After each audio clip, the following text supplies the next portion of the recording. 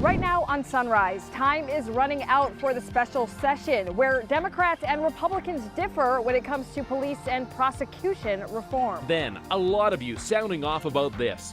Witnesses no longer needed when voting absentee in Minnesota. We break down the details and what this means for the August primary. A cultural reckoning continues on Jemima being pulled from store shelves. We dive into the racial stereotypes behind some of your favorite products as more companies rethink their brands. Storms are rumbling this morning across western Minnesota. We'll time them out as they push east toward the metro. It's Thursday, June 18th. KARE 11 Sunrise starts now. Up here was the wonderful your mask, and then down here was where they mentioned the what I feel about a mask is Yikes, yeah. Who knew wearing a face mask could be so controversial? This 82-year-old California woman surely didn't. She claims she was shamed for wearing a mask while shopping.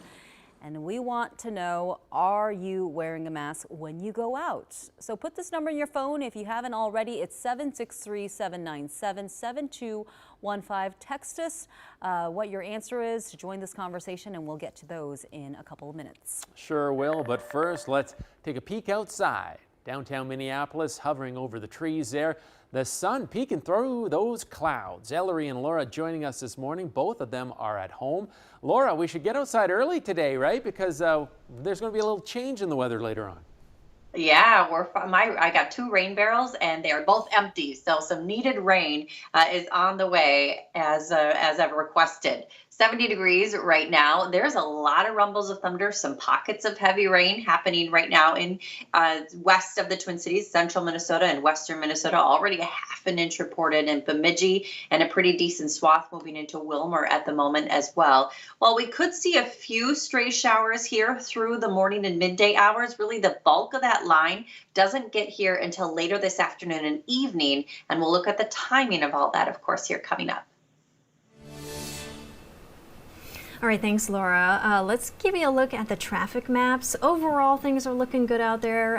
No slowdowns to report. We are still watching that crash that we showed you earlier near White Bear Lake along 35E near County Road 96. 2 trucks involved, and the trooper is on scene. So we'll be watching that throughout the show. Sounds good. Thanks, Ellery. Today, Governor Walz plans to update us on plans for police accountability and reform. It has been a main focus of the special session, which is expected to end tomorrow. Kaya is live at the state capitol with what we can expect in these final hours. Good morning. Good morning, Chris. You know, the GOP set that deadline, and today's news conference is really a big push to get DFL reforms passed before time is up. Now, in addition to the governor today, Attorney General Keith Ellison is expected to be there as well. And his office is, of course, leading the prosecution on the George Floyd case. DFL lawmakers want that to be standard protocol for all cases going forward. So does the Minnesota County Attorneys Association. That's an independent nonprofit organization made up of county attorneys. The time we find ourselves in our state and in our nation, we believe it's important that we stand and rise at this important moment and stand for some criminal justice reform that improves transparency, accountability, and community trust.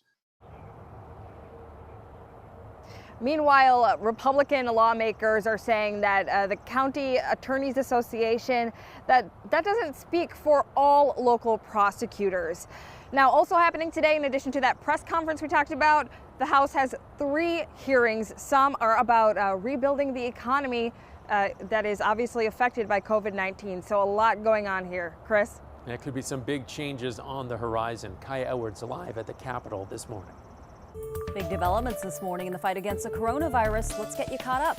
In just a few hours, the Minnesota Department of Health and the Minnesota Department of Education holding a news conference to update teachers on what returning to the classroom could look like this fall. The MDE says there are 3 possible scenarios that could happen. The state is promising a final decision by the week of July 27th. 23 states are seeing a rise in cases over the last week. In Tulsa, Oklahoma, officials are bracing for the nation's first indoor mass gathering since the pandemic hit, a campaign rally for President Trump. It promises to pack 19,000 people into a downtown arena, and some have called it a potential super spreader event. Now let's take a look at the numbers here in Minnesota. State health officials say nearly 20,000 more Minnesotans have been tested for the coronavirus, but that spike is because of a reporting error by the Mayo Clinic, and this does not represent one day's worth of tests. Meanwhile, positive cases in Minnesota do appear to be plateauing and hospitalizations continue to decline. Now here's a look at today's other top stories. Police are looking for the person who shot 3 dogs outside a St. Paul home. Police say around 10 Tuesday night, someone called in a report of dogs barking, then gunshots. 1 Great Dane died on scene. 2 Rottweilers were later put down because of their injuries. Police are investigating. The hot weather is sending more of us to the water, and it's creating some dangerous situations in the metro. Emergency crews were called to Minnehaha Falls last night for a report of a woman in the water. When they arrived, they found bystanders doing CPR on the woman. She was rushed to the hospital. This not the only near drowning this week. There are no lifeguards on duty at Minneapolis public beaches this summer, and the danger of that was on full display as there were at least 4 near drownings. 2 swimmers here on Lake Bedé-McCoska nearly drowned and are now in critical condition in the hospital. And there was a water rescue on Lake Nokomis, and that person is also in critical condition. The last incident here at Lake Bedé-McCoska, a kayaker overturned and was not a strong enough swimmer to make it back to shore on her own. Thankfully, another kayaker dove in and saved her. The University of St. Thomas is one step closer to becoming a D1 school. The Division I Council pushed back the vote until next April, but they encouraged St. Thomas to begin a waiver process to make the jump up. Tommy's athletic director, Phil Eston, says while everyone is eager to know, we must remain patient. If they get in, the Tommies would play against schools like NDSU, South Dakota State, and North Dakota. All right, time now for your digital dive, and something that hundreds of people are talking about on our KARE 11 Facebook page right now deals with Minnesota's primary election, which is on August 11th. And this year, there are 2 big changes coming when it comes to absentee ballots. So a Ramsey County judge just ruled that you don't need a witness signature on your absentee ballot. Usually the state requires a witness that's either a notary or a registered voter. Now, a second change is that your ballot will be accepted within 2 days of the primary election as long as it's postmarked by Election Day. So again, the primary is on Tuesday, August 11th, but early absentee and in-person voting begins June 26th already. That's a week from Friday. Now, these changes come after 2 lawsuits were filed, sparked by the threat of coronavirus. One from the League of Women Voters of Minnesota and the Minnesota Alliance for Retired Americans. These changes do not apply to the November election. However, both groups say they'll keep their cases open in case they want to pursue it for November. So more changes could come for November. Obviously, we don't know that at this point, but guys, it'll be interesting to see how other states adapt and how our states adapt with the ongoing threat of coronavirus. Yeah, I mean, if this goes on without a hitch, I imagine they'll do kind of a similar thing in November. But yeah, we'll be watching this one, Ellery. Thank you. Laura, let's get to you with our One Thing weather.